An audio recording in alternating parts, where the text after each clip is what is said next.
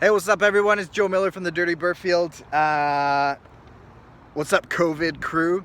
I'm gonna be doing, I got 1,000 subscribers, so thank you very much for that. Now I can bombard you with crappy advertisements and maybe make like $1 a month to put towards my off-road fun. But I'm also gonna start doing some reviews since I have a little bit of time now, and I'll put affiliate links into the bottom here, and I'm hoping these reviews are actually helpful, like legit. I'm not gonna ramble on here too much longer because that's always annoying for me when I look at reviews. I'm reviewing the Cong 5.6 CFM air compressor. It is the same thing as the Smittybilt 5.6 compressor. The only reason I have this is because I was trying to find something and I couldn't count on Amazon to deliver it, so I went to my called up the nearest off-road store and they didn't have anything in stock, but they assured me that this was all the exact same specs, and I looked it up online, and yes, this is has all the same specs as the Smittybilt compressor. Okay, so the reason I got this very quickly is because the price. Like, click on the link and look at the price. Like right now, I'm not sure if when you click on this link if it'll be on sale, but these are ridiculously cheap, like under 150 bucks. Normally 180, and now on sale for under 150 bucks, which is wild. Both the Smittybilt and this Cong. So there's no way that I could even set up an onboard air system. Engine driven. I've always had that on my previous rigs, and now the prices have come down and these things are just unreal. Okay, so let's get into it. I'm gonna show you a couple other things that I like to do, kind of my process for airing down, and I will address my comments that I always get, which is that I need to air down my tires more. Okay, so let's just show you what's up. I'm going to be deflating my 39.5 by 13.5 IROCs on 17-inch rims. Okay, I don't know what it is with these tires. Well, I do, they're 10 ply, but with a Toyota it's just super light, so you don't get much squish. Okay, I really like these things. You never lose a valve core remover.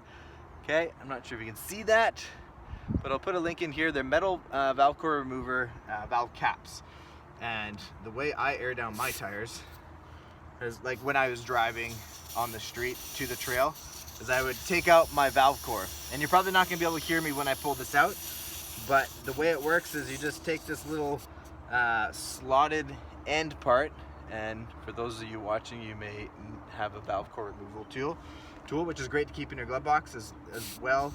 Keeping a couple of valve cores as spares is a good idea. So I just take this out, and I'm gonna just let this go down to nothing. And these are at 8 psi right now. Okay, there we go.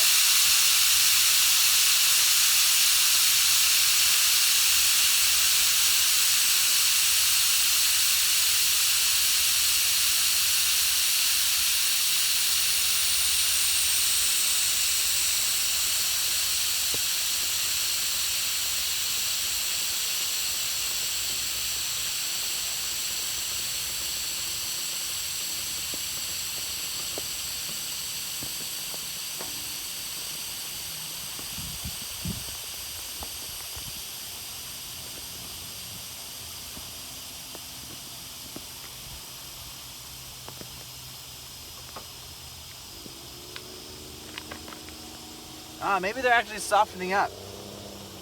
A lot of times at like 0 psi, this is actually like kept its full shape. I don't know if it's because I'm downhill or what, or maybe my tires have just softened up a bit. This actually does look like flat tire.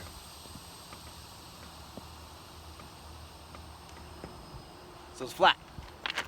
Let's move you down here so you can see that. Okay. Now, that is a completely flat, we'll round up 40-inch tire. Okay. All right, so let's get right into it. They say to have your truck running, have the compressor running, and then plug it in. So I got the truck running, we'll start up.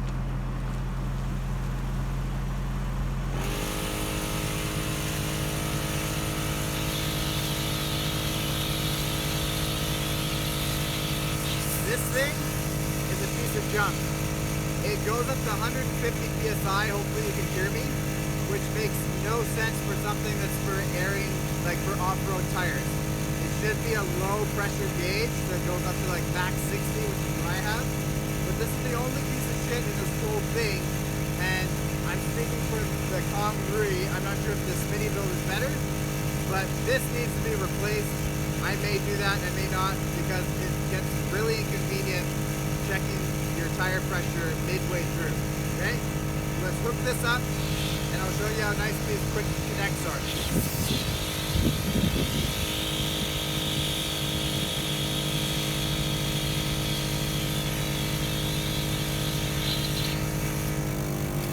Boom. There we go, now we let it run.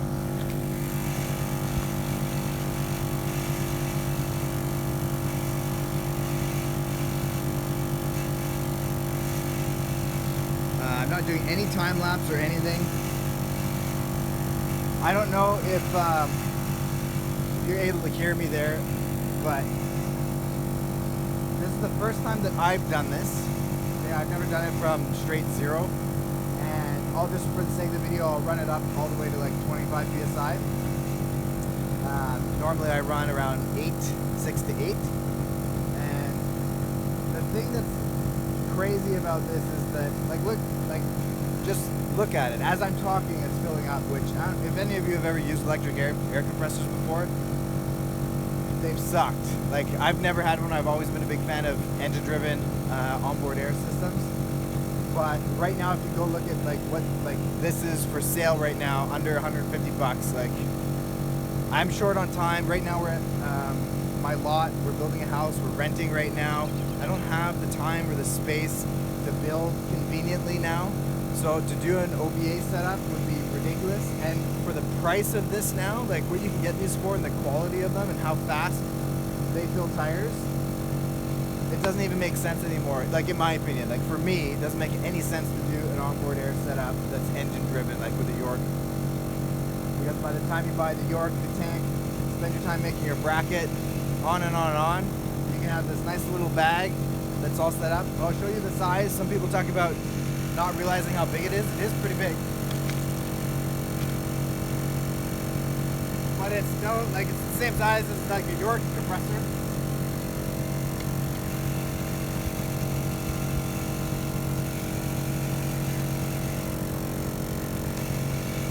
Maybe 5 beer cans long, 1.5 beer cans wide. But worth every single penny. Look at that. In fact, I'm actually going to just check where we're at for PSI right now.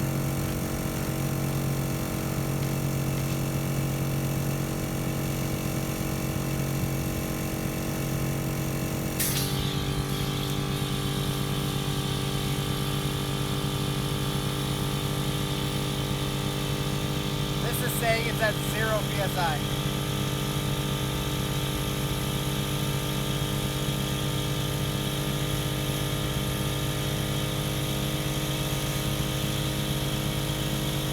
At about 8 psi, so I would be done here, but I'll keep going so you can have it in video and know how long it takes.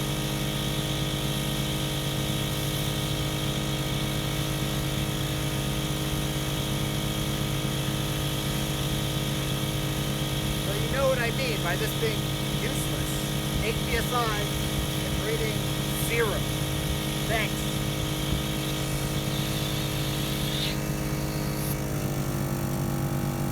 Run. So that's amazing. A 40-inch tire, 8 psi. I'll have to go back and see how long, but that wasn't long.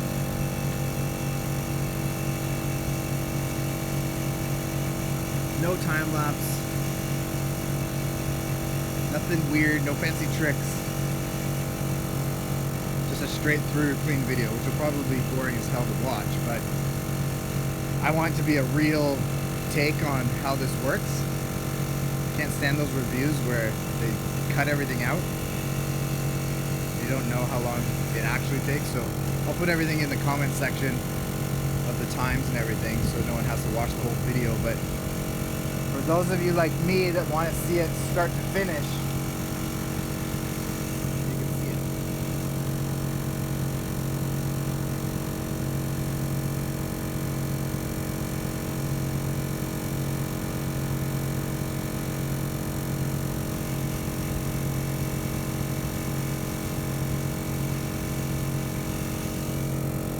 Now when it gets to the higher PSI, it's not too bad. Like once it's at like 25 PSI, not bad.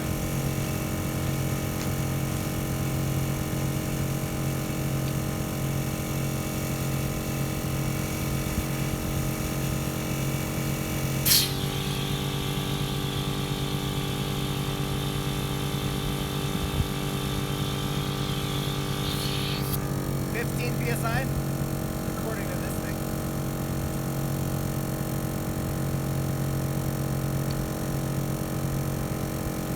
So I'm going to go all the way up to 25 PSI. That's all I would ever run when I was driving on the street with these bias plies.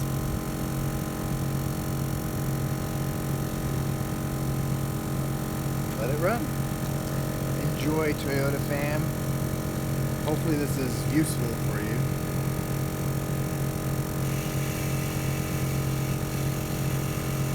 Compressor's rattling on the rock.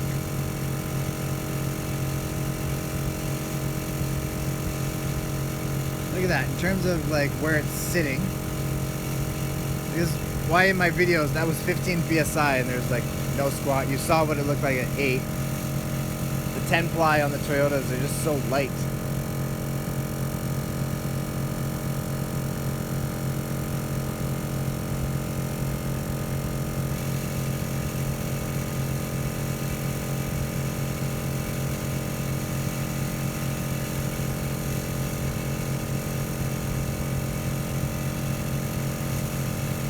Alright, check this out.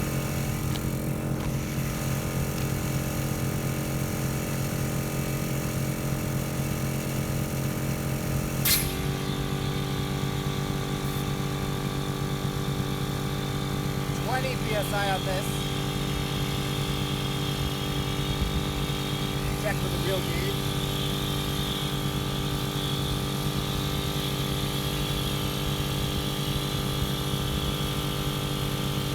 That's accurate, 20 PSI.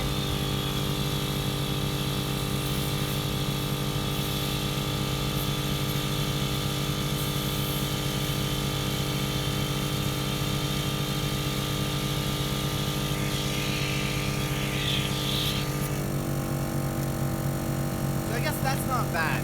Like if you're driving on the street and you're getting up to the street pressure, that gauge actually works for street pressure. It's super annoying for me though, because I only go to like 8 PSI.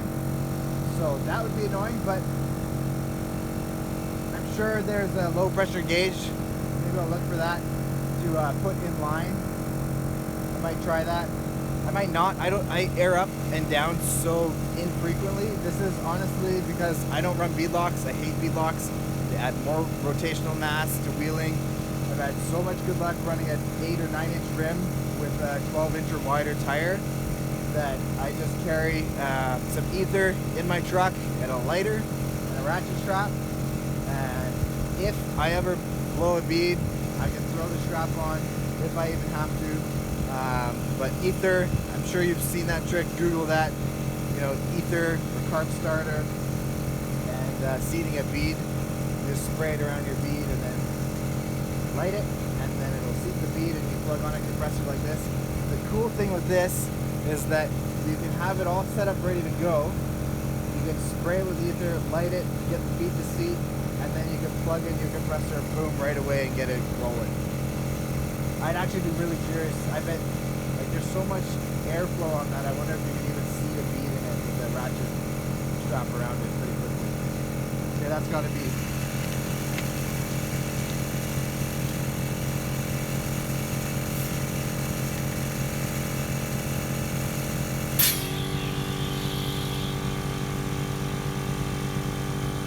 over 25 PSI on this gauge.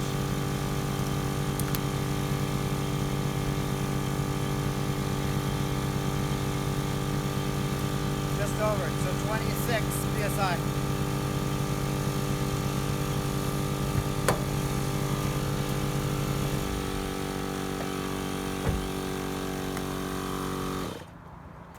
There you have it, folks. 26 PSI, that's what it's sitting at right now. And that, in my opinion, is impressive.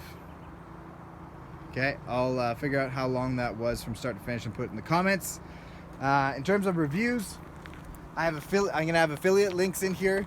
Yes, I think I'll get paid something on these, but all of that will go into wheeling stuff. Okay, so if you're ever gonna buy something on Amazon, come look at my video and then click on the link, and then go buy your Amazon stuff, and then I think I get paid on it, and then that money will go right to this channel and right to more stuff to review, right to more videos.